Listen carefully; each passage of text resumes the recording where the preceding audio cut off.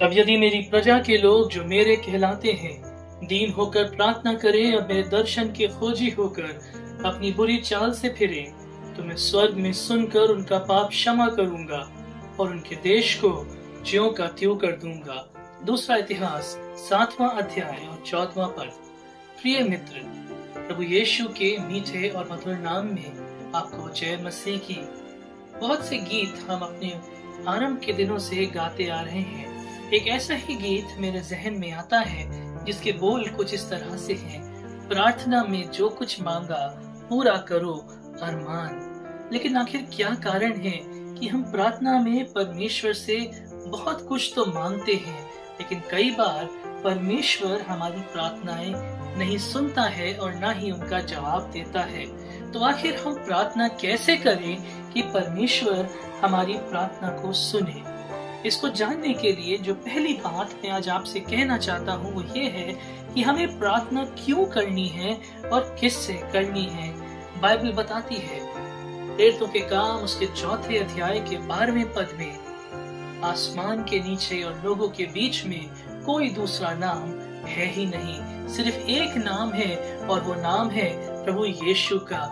इसलिए जब आप प्रार्थना करें तो यीशु ही के नाम से प्रार्थना करें। इसीलिए यीशु ने मत्ती रचित सुसमाचार में अपने शिष्यों को ये सिखाया कि जो कुछ तुम इस पृथ्वी पे बांधोगे वो स्वर्ग में बांधा जाएगा और जो तुम इस पृथ्वी पर खोलोगे वो स्वर्ग में खोला जाएगा। प्रिय मित्र, क्या आप प्रभु यीशु के नाम से उसकी सामर्थ्य में होकर के प्रार्थना करते हैं? प्रार्थना अनिवार्य क्यों है?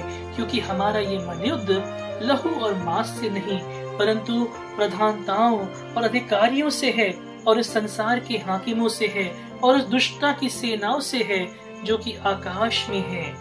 मेरे प्रिय मित्र, इसलिए हर समय और हर प्रकार से हमें और आपको आत्मा में प्रार्थना और विनती करनी है, क्योंकि प्रार्थना असंभव को संभव करती है। जैसा दूसरा इतिहास के 7वें अध्याय के 14वें पद में लिखा है, जब हम दीन होकर के प्रार्थना करते हैं और परमेश्वर की ओर फिरते हैं तो असंभव हमारे लिए संभव हो जाता है। याकूब की पत्री के 5वें अध्याय में हमें पता चलता है कि कैसे याकूब उस पुरानी घटना को एक बार फिर से हमारे और आपके लिए पुनर्जीवित करता है, जहां वो एलिया के बारे में बात करते हुए कहते हैं कि एलिया तो मेरे और आपकी तरह ही एक साधारण मनुष्य थे, लेकिन उनके पास एक असाधारण विश्वास था और उस असाधारण विश्वास के साथ जब वो प्रार्थना करते थे तो परमेश्वर उनकी प्रार्थना को सुनता था। उन्होंने प्रार्थना करी तो 3 साल तक न बारिश हुई न मेघ बरसी। जब उन्होंने प्रार्थना करी तो परमेश्वर ने फिर से वर्षा और मेघ को भेजा। प्रिय मित्र, परमेश्वर आपकी प्रार्थनाओं को सुनने के लिए आज तैयार है, लेकिन एक कारण है और आप मुझसे और खुद से ये सवाल पूछ सकते हैं कि आज आखिर परमेश्वर मेरी प्रार्थना क्यों नहीं समझते? यशाया का पहला अध्याय इसको समझने में हमारी सहायता कर सकता है और उत्तर सरल है, क्योंकि मैंने और आपने परमेश्वर के विरोध में, उसके विद्रोह में कार्य किया है। हम धार्मिक समारोह में, संस्कार और विधियों में फंस गए हैं और पहली आज्ञा से दूर हो गए हैं जो ये कहती है कि परमेश्वर को हमें अपना सर्वस्व देना है।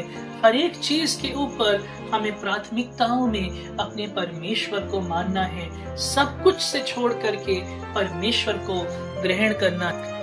जैसी 10 आज्ञा की पहली आज्ञा में लिखा है, उसे छोड़ किसी और को ईश्वर करके नहीं मानना।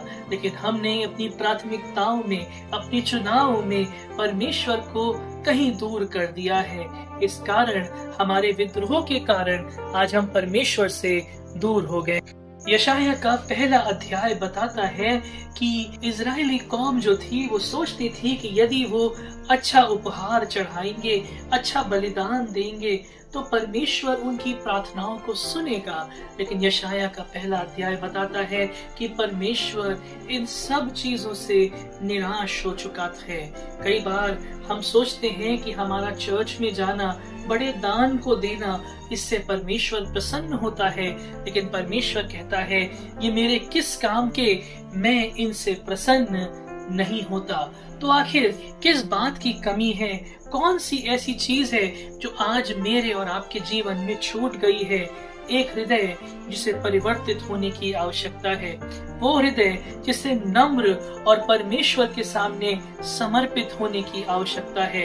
यदि हम नम्र नहीं होते, यदि हम अपना संपूर्ण समर्पण परमेश्वर के साथ नहीं करते, यदि हमारा हृदय आज परमेश्वर के साथ एक नहीं है, परमेश्वर मेरे संस्कार से, हमारे दान से, हमारे धार्मिक कार्यों से प्रसन्न नहीं होता और वो यही कहता है, ये मेरे किस काम के।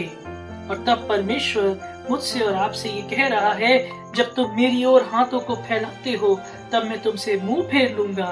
तुम कितनी भी प्रार्थना कर लो, मैं तुम्हारी नहीं सुनूंगा, क्योंकि मेरा हृदय और आपका हृदय परमेश्वर से विमुख हो चुका है। और कई बार हम क्या करते हैं, हम बड़े भारी भारी शब्दों से परमेश्वर को बुलाने लगते हैं, भावनात्मक प्रार्थनाएं करने लगते हैं, लेकिन परमेश्वर कह रहा है ये खोखली हैं, ये बेकार हैं, इनका कोई अर्थ नहीं है। आज परमेश्वर सिर्फ और सिर्फ मुझसे और आपसे एक उपचार जो दे रहा है, और वो ये उपचार कह रहा है कि अपने को धो करके पवित्र करो। जैसा भजनकार दाऊद राजा भजन 51 में करता है और कहता है, हे परमेश्वर मेरे अंदर शुद्ध मन उत्पन्न कर। आज आवश्यकता है दाऊद के समान परमेश्वर के सामने पश्चाताप करके जाने की और परमेश्वर से ये कहने की, परमेश्वर मेरे बुरे कामों के कारण मुझे अपने से दूर न कर। आज अवसर है अपनी बुरी चालों से फिरने का, अपनी मनोदृष्टि में बदलाव लाने का, अपने कार्यों में परिवर्तन करने का।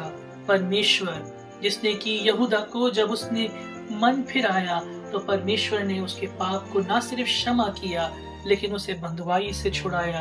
आज वो परमेश्वर जो आपको क्षमा प्रदान करता है, वो आज आपको एक जबरदस्त आशा भी देता है।